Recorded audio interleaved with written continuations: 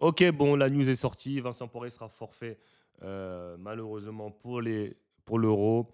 On va lire l'article de Bibasket, ok, qui ont annoncé ce matin. Bon, c'était prévisible, hein. Il s'est touché à multiples reprises le genou, la cuisse. Ok, on sait qu'il a une grosse saison d'Euroleague qui arrive. Son club qui le paye a dû lui dire, hey, mets-toi sur le côté. Donc, je ne sais pas ce qu'il a exactement. En tout cas, on lui souhaite un bon rétablissement. Si jamais il est blessé, si jamais il n'y a rien, bah, bon repos, bonnes vacances. En tout cas, merci Vincent. Bon, on a bien vu qu'il n'était pas lui-même, ok. Bon, c'est plus une erreur du staff d'avoir forcé sur lui plutôt que de sa faute. Ok, lui, il est venu, il a tout donné. Mais on l'a très bien vu qu'il n'était pas dans de bonnes conditions, soit blessé, soit hors de forme. Mais en tout cas, on l'a bien vu qu'il n'était pas le Vincent qu'on connaît. Ok, on va lire l'article. Touché au genou droit, le pivot de l'Efes Istanbul, Vincent Poirier ne disputera le championnat d'Europe avec les Bleus. Ne disputera pas le championnat. Ok. Coup dur pour les Bleus du sélectionneur Frédéric Fautou, dont le secteur intérieur semblait pourtant bouclé. Selon nos informations, le pivot Vincent Poirier ne disputera pas le championnat d'Europe, qui débutera le 28 août au Spodek en Pologne face à la Belgique. Pas vraiment vu à son avantage depuis le début de la préparation et visiblement gêné jeudi soir à Bardalone. Le géant d'Efes, 2 m 13, 31 ans, 62 sélections, souffre toujours du genou droit et serait insuffisamment remis pour disputer la compétition. Comme Zachary Zaché, il avait d'ailleurs déjà été exempté du deuxième duel contre l'Espagne ce samedi soir à la Corona. Avec le forfait de Poirier, l'équipe de France perd évidemment de la taille dans sa raquette, mais aussi son joueur le plus expérimenté au niveau international, renforçant encore un peu plus le rôle du capitaine Kirshon Yabusele. Bon, mon avis sur cette nouvelle, bon, déjà, c'est triste, hein, mais je pense que c'est une grosse erreur du staff d'avoir coupé Moussa Diabaté, ok. Euh, Vincent Poirier, il n'est pas lui-même depuis le début de la préparation, ok. On sent bien qu'il est gêné quelque part. Et d'avoir coupé Moussa Diabaté euh, aussitôt dans la prépa, c'était une grossière erreur euh, voilà, du staff, ok. Je pense qu'on a énormément d'arrière dans l'équipe, d'ailier arrière.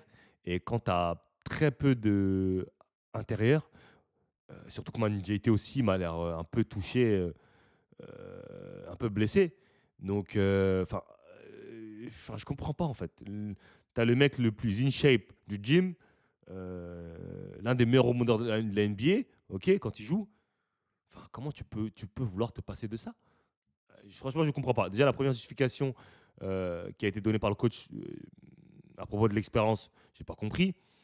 Après, je comprends que ça soit compliqué de couper Vincent Poirier. Ok, franchement, choisir entre Vincent Poirier, Mam JT, Alexandre Sarr ou Moussa Diabaté, c'est compliqué de couper Vincent Poirier parce que c'est le plus ancien, c'est ce qui a le plus d'expérience, etc. Mais à bout d'un moment, c'est soit on veut gagner, soit on veut faire les gentils. Et voilà, on peut pas faire les deux. Donc, soit on essaye de créer la meilleure équipe possible, on n'a rien à foutre des feelings, on n'a rien à foutre des statuts, on n'a rien à foutre de l'ancienneté, etc. Dans ce cas-là, on met la meilleure équipe possible. Donc, on donne le maximum de chance à tout le monde. Donc, on évite de couper des joueurs après un match de prépa, sachant qu'ils ont été dominants. Enfin, peut-être pas dominants, mais du moins qu'ils ont été corrects. Ok. Enfin, moi, je comprends pas. Après, bon, comme j'ai dit, c'est le choix du coach. Le coach voit des choses que l'on ne voit pas. On n'est pas à l'entraînement, ok. Peut-être que Vincent pourrait dominer tout le monde à l'entraînement. Peut-être qu'il dominait Moussa Diabaté. Peut-être que Moussa Diabaté ne dominait pas à l'entraînement. En tout cas, ça, je ne peux pas le savoir parce que j'y étais pas. Ok. En tout cas, du peu qu'on a vu, pour moi, le renvoi de Moussa Diabaté chez lui n'était pas justifié. Voilà. Donc ça présage un- un euro compliqué pour la France avec seul Mamdjete et Alexandre Sarr. Ça risque d'être compliqué à l'intérieur, sachant que Alexandre Sarr est plus pour moi un, un 4. Pour moi. Enfin, c'est un poste 5 au vu de sa taille, etc. Mais pour moi, Alexandre Sarr, c'est vraiment un 4. Vraiment quelqu'un qui joue à l'extérieur, qui aime bien dribbler, qui aime, qui aime bien jouer au large.